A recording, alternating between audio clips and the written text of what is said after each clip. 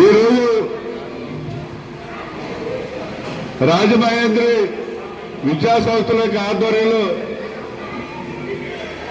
మరి రాజపేటలోని పుల్ల పిడక పెరుగు పాలు అమ్ముకునేవాళ్ళు.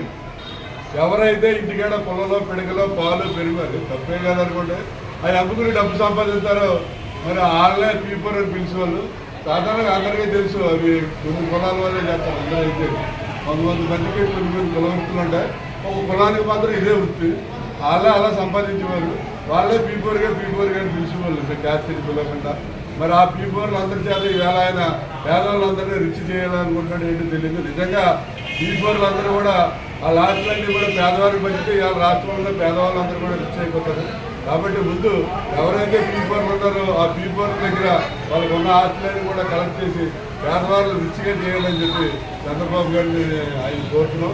మరి ఆయనకి పీపర్ అంటే 30 ఏళ్ళ కింద తెలుసు. మరి 30 ఏళ్ళ తర్వాత ఇవాళ పీపర్ సడన్గా మరి ఆయన జ్ఞాపకం వచ్చిందో ఏంటో మాకైతే అర్థం కాదు.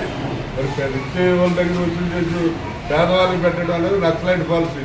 వాళ్ళు రిచ్ పీపుల్ని దోసుకుని పేదవాళ్ళు పంచేవారు. కానీ పవర్ ఉంది కాబట్టి ఏదైతే పీపర్ అని చెప్పబడే వ్యక్తులు ఉన్నారో వాళ్ళ దగ్గర వాళ్ళకి 100,000 కోట్ల ఆస్తులు ఉన్నాయి. వాళ్ళ రాష్ట్రంలో వాళ్ళ దగ్గర డబ్బు తీసుకుని పేదవాళ్ళు పంచాలని చెప్పి చంద్రబాబు నాయుడు గారు